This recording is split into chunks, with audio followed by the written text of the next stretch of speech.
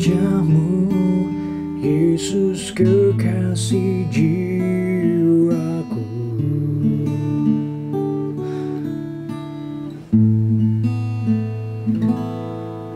Bawa daku erat dalam pelukanmu,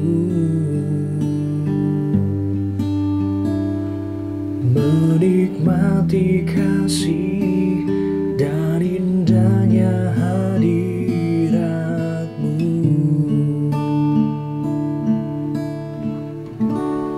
Hadiratmu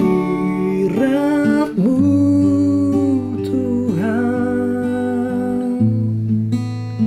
ku rasakan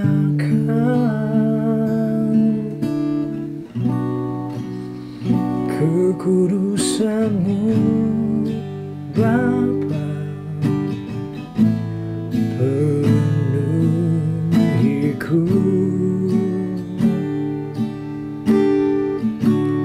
Ku rindu selalu diam dalam bait-Mu,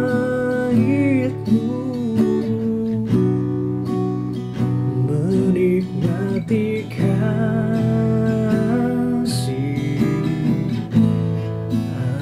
anugerah-Mu.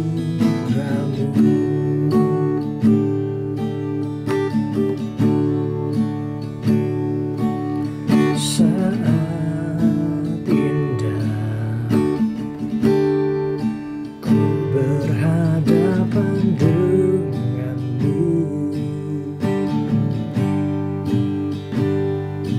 memandang wajah-Mu, Yesus kekasih jiwaku.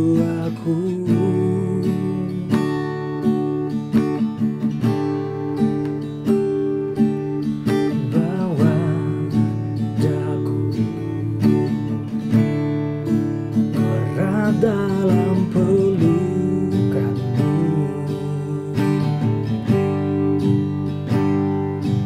menikmati kasih dan indahnya hadirat-Mu.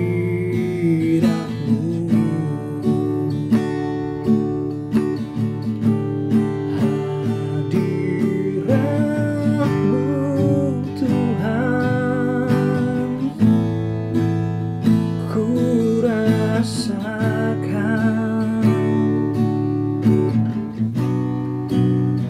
kekudusan-Mu Bapa, penuhiku.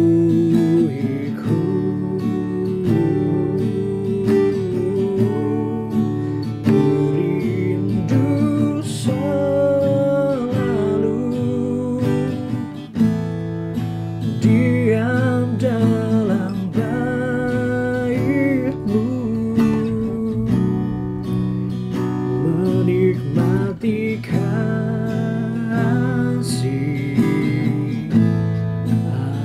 anugerah-Mu.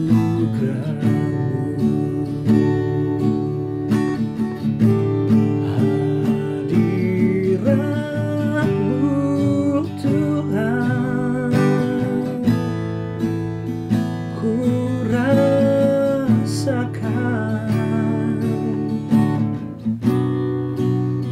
kekudusan-Mu Bapa, penuhiku. Ku rindu selalu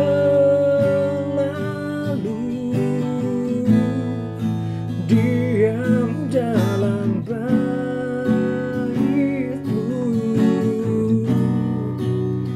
menikmati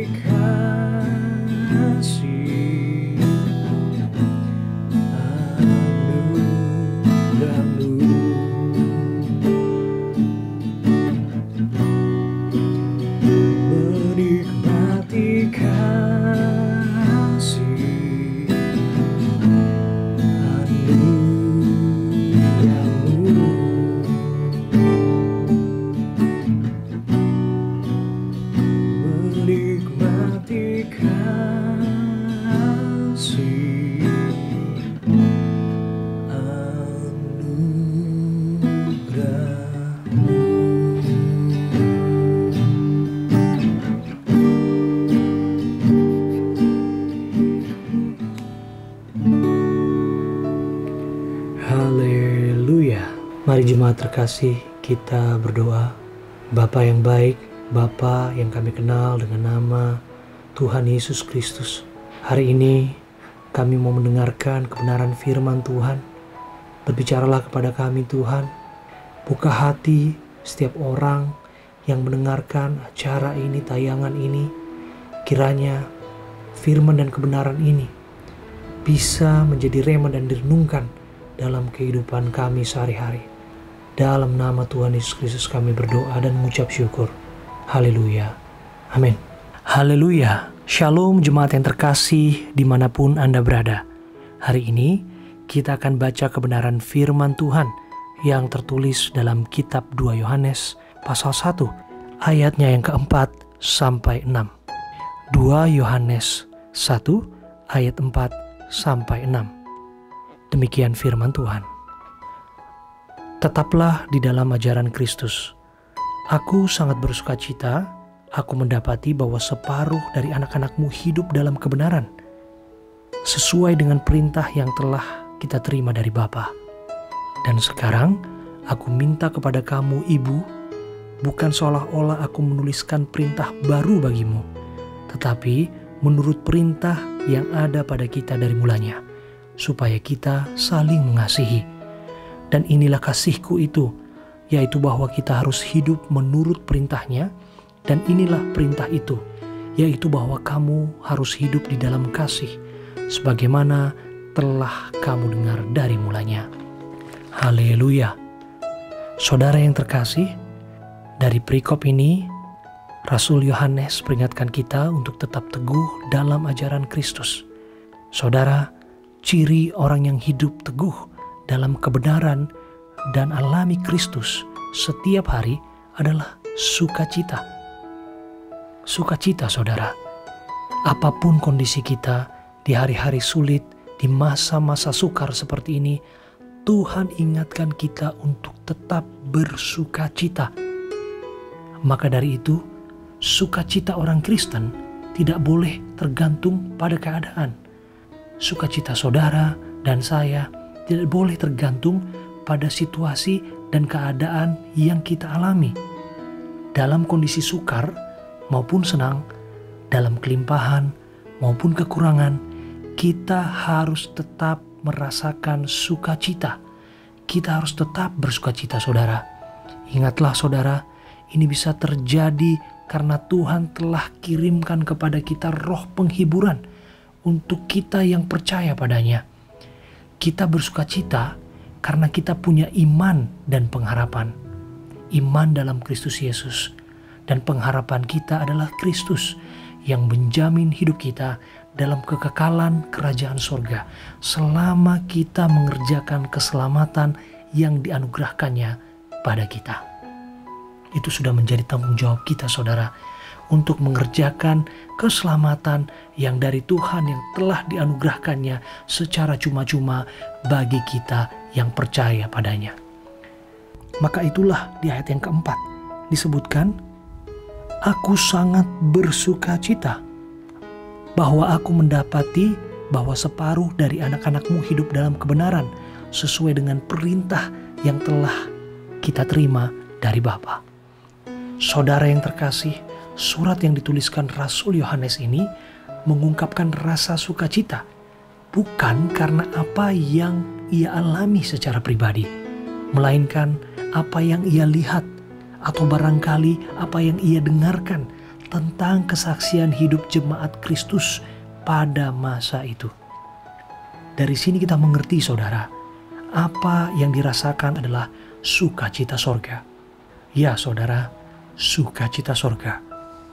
Sukacita sorga adalah sukacita yang kita rasakan secara pribadi tatkala menyaksikan Kristus Yesus dimuliakan. Tatkala kita menyaksikan orang-orang di sekitar dan sekeliling kita mempraktekkan hidup taat dan saleh terhadap perintah-perintah yang diturunkan oleh Tuhan Yesus. Sehingga kita berbangga bahwa kerajaan Tuhan ditinggikan, bahwa Tuhan Yesus dimuliakan. Jadi saudara, sukacita saudara dan saya orang Kristen tidak boleh eksklusif, tidak boleh hanya dimiliki oleh diri kita sendiri. Sukacita yang dimaksud harus bisa ditularkan dan bisa dirasakan oleh orang yang berada di sekitar kita, oleh orang-orang yang kita temui setiap hari, setiap waktu. Keluarga kita, teman pekerjaan kita, teman sekolah kita, teman kuliah kita, dimanapun kita berada, saudara. Janganlah kita terjebak pada muslihat iblis yang membuat kita kerap kali iri atau dengki tatkala kita melihat keberhasilan sahabat kita, kesuksesan saudara kita, harta kekayaan apapun yang dimiliki orang lain. Hendaklah kita waspada, saudara. Hendaklah kita bersyukur, hendaklah kita bersukacita tatkala kita melihat bahwa saudara-saudara kita seiman diberkati sungguh luar biasa oleh Kristus Yesus atas teladan hidupnya yang saleh di hadapan Tuhan. Selanjutnya, saudara, firman Tuhan memerintahkan kita untuk saling mengasihi. Sekali lagi, saudara, saling mengasihi, hidup dalam kasih. Saudara yang terkasih, di 2 Yohanes ayat yang kelima tertulis, "Dan sekarang aku minta kepadamu, ibu, bukan seolah-olah aku menuliskan perintah baru kepadamu, tetapi menurut perintah yang sudah ada pada kita dari mulanya, supaya kita saling mengasihi." Ini sangat jelas, saudara. Perintah Tuhan sangat jelas dalam ayat ini. Saudara penafsir dan teologis punya berbagai pandangan mengenai terminologi ibu dalam ayat ini. Jika saudara baca 2 Yohanes 1 sampai selesai, ada terminologi ibu yang terpilih di sana. Ada yang menafsirkan ibu yang dimaksud adalah individu, yang mana ibu tersebut adalah pribadi wanita Kristen yang saleh pada zamannya. Namun di sisi lain ditafsir pula secara komunitas, yang mana ibu yang terpilih adalah jemaat lokal waktu itu, komunitas Kristen pengikut Kristus yang ada waktu itu. Karena secara teologis gereja ditafsirkan sebagai mempelai wanita Kristus.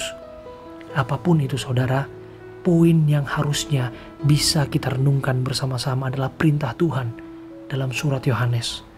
Hendaklah kita saling mengasihi. Hendaklah kita saling mengasihi, saudara. Di 2 Yohanes ayat yang ke-6 dituliskan, "Dan inilah kasih itu, bahwa kita harus hidup menurut perintahnya. Dan inilah perintah itu, yaitu bahwa kamu harus hidup di dalam kasih, sebagaimana yang kamu dengar dari mulanya." Tidak ada pilihan lain bagi pengikut Kristus, bagi saudara dan saya yang mengaku bahwa kita adalah anak-anak Tuhan, bahwa kita percaya Yesus adalah juru selamat, selain hidup untuk saling mengasihi, saudara. Selain hidup untuk saling mengasihi, ini adalah satu-satunya pilihan yang harus dipikul oleh semua pengikut Kristus. Karena itulah hukum yang terutama dalam Matius 22 ayat 37 sampai 40. Tuhan Yesus sendiri yang bersabda, "Kasihilah Tuhan Allahmu dengan segenap hatimu dan dengan segenap jiwamu dan dengan segenap akal budimu. Itulah hukum yang terutama dan yang pertama. Dan hukum yang kedua yang sama dengan itu ialah kasihilah sesamamu manusia seperti dirimu sendiri. Pada kedua hukum inilah tergantung seluruh hukum Taurat dan kitab para nabi." Dari sini, saudara, kita mengerti betapa Tuhan mau kita hidup dalam kasih. Tuhan memerintahkan kita hidup di dalam kasih. Karena Dia adalah kasih itu sendiri. Mustahil seseorang yang mengaku Kristen, mengaku mengasihi sesamanya, mengaku mengasihi manusia, namun ia mengabaikan Tuhan. Mengaku mengasihi sesamanya, namun mengabaikan Tuhan. Demikian juga sebaliknya, mustahil kita berbicara sebagai seorang Kristen yang taat, Kristen yang sejati, pengikut Kristus, namun kita hidup dirongrong oleh kebencian. Kalau kita baca firman Tuhan, di Matius 22 ayat 39 tertulis, hukum yang kedua yang sama dengan itu ialah kasihilah sesamamu manusia seperti dirimu sendiri. Perhatikan, saudara, firman Tuhan. Hukum yang kedua yang sama dengan itu tertulis. Hukum ini sama dengan hukum bagaimana kita mengasihi Tuhan. Hukum ini tidak boleh dibeda-bedakan satu sama lain. Hukum ini saling melengkapi satu sama lain, bahkan tidak terpisahkan. Maka dari itu ketika kita bisa mengasihi Tuhan, otomatis pasti kita bisa mengasihi manusia. Sebaliknya, kalau kita mengasihi manusia, segala sesuatu ini itu adalah bagaimana cara kita mengasihi Tuhan. Andai kata kita mengaku pengikut Kristus namun masih hidup di dalam kebencian, masih hidup dalam perpecahan, ini sama halnya dengan pribadi yang munafik, saudara. Ini sama saja dengan omong kosong. Di masa-masa seperti ini, saudara tetaplah pegang teguh iman pada Kristus Yesus. Jangan gentar dan jangan takut, karena kita punya pengharapan. Namun yang terbesar di antaranya adalah kasih. Kiranya kebenaran firman Tuhan ini menguatkan sekaligus memberkati kita sekalian. Haleluya. Amin. Mari kita berdoa, saudara. Bapa yang baik, Bapa yang kami kenal dengan nama Tuhan Yesus Kristus, kami bersyukur Bapa buat kesempatan untuk sekali lagi mendengarkan kebenaran firman Tuhan. Kami bersyukur Tuhan bahwa kami masih diberikan petunjuk ilahi, cara-cara dan pedoman menjadi seorang pengikut Kristus yang sejati, menjadi Kristen yang utuh Tuhan. Hanya dengan inilah Tuhan, apapun yang kami lakukan di hidup kami berkenan di hadapan-Mu Bapa. Ajarkan kami Tuhan untuk selalu merenungkan kebenaran firman-Mu Tuhan. Belajar firman-Mu Tuhan. Kami percaya Tuhan Yesus yang baik, kami akan rasakan sukacita surga di dalam hati dan di dalam hidup yang bersaksi akan kemuliaan Tuhan. Kami juga akan mengasihi sesama kami Tuhan. Kami gak mau hidup dalam perpecahan, kami gak mau hidup dalam egosentrisme, kami gak mau hidup dalam iri dan kedengkian. Karena kami percaya Tuhan sendiri yang perintahkan kami untuk taat, saling mengasihi satu sama lain. Tuhan, di masa-masa sukar seperti ini, aku berdoa buat semua yang mendengarkan tayangan ini Tuhan, buat siapapun yang mendengarkan tayangan ini Bapa, dalam kondisi mereka, masa sulit, masa sukar secara ekonomi, apapun masalah dalam keluarga, apapun masalah dalam perkuliahan, sekolah, dalam lingkup kerja, kantor, dimanapun Engkau adalah Tuhan yang sanggup dan memampukan kami untuk melalui segala perkara yang kami hadapi setiap hari. Kami cakap menanggung segala perkara di dalam Engkau yang memberikan kekuatan kepada kami Tuhan. Berbelas kasihanlah kepada kami Tuhan, untuk memberikan kekuatan kepada kami untuk melewati setiap perkara yang kami hadapi. Setiap anak-anak Tuhan yang mendengarkan tayangan ini akan diberkati. Mereka akan beroleh damai sejahtera. Mereka akan rasakan hadirat Tuhan. Hamba berdoa secara khusus buat keluarga-keluarga yang merindukan momongan, merindukan keturunan Engkau yang berkati mereka Tuhan. Keturunan mereka menjadi tanggung jawab titipan Tuhan yang mereka besarkan dengan kasih, sehingga kelak anak-anak mereka adalah anak-anak yang memuji memuliakan Tuhan. Hamba berdoa buat mereka yang sakit, apapun sakit penyakit mereka, di dalam nama Tuhan Yesus Kristus, sembuh dalam nama Yesus. Kau sendiri yang berfirman, doa orang benar bila didoakan dengan yakin besar kuasanya. Di dalam nama Yesus, apapun yang mereka gumulkan, apapun sakit penyakit yang mereka rasakan saat ini, mereka akan sembuh di dalam nama Tuhan Yesus Kristus. Tuhan Yesus yang baik, membuat mereka yang merindukan teman hidup Bapa, dalam nama Tuhan Yesus Kristus, ajarkan mereka Tuhan untuk menemukan tujuan hidupnya terlebih dahulu Bapa, agar hanya dengan cara itulah ia bisa menemukan pasangan hidupnya yang sepadan, yang seturut dengan kehendak Tuhan, penolong yang setia, penolong yang baik yang dari Tuhan. Kiranya ketika mereka mengalami hubungan yang tak baik dengan teman dekat mereka, dengan sahabat mereka Tuhan, andai kata ini bukan dari Tuhan, Engkau jauhkan dengan caramu Tuhan.